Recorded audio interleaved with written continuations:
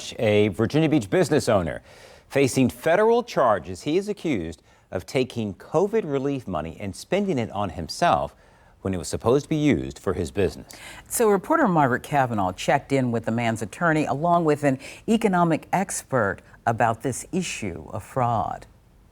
39-year-old Scott Suber of Virginia Beach is facing one count of bank fraud. He owns the business Debris or Not Debris Business Preservation.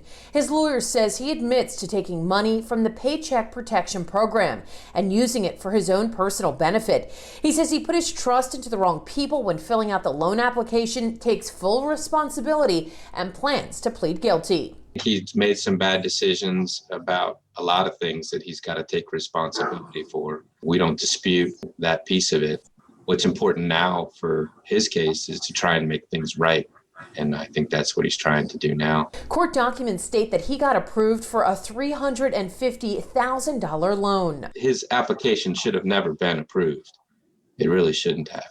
The money was supposed to be used for payroll, his lease, and utilities, but instead he made large cash withdrawals and spent the money on travel to Las Vegas, according to documents. Through this loan program, Congress awarded hundreds of billions of dollars in forgivable loans to small businesses for the purpose of helping them through the pandemic. Economics expert and professor at ODU Bob McNabb says we will see more fraud cases if more resources are put into investigating them, but it's unclear how big of a problem this is. We don't know the true extent of fraud. We just know that when you put a large pot of money out there, some people just can't resist the temptation to say, I'm going to grab a portion of it, even if they don't legally deserve it. He says fraud takes money from businesses that need it. Unfortunately, when you have very large programs trying to push a lot of money out the door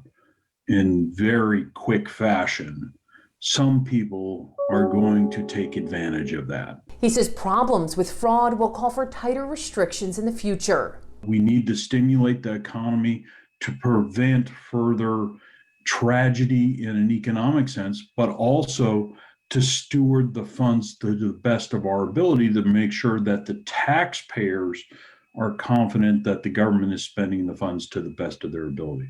Making sure the money is being spent the way it was intended. I'm Margaret Cavanaugh for News 3.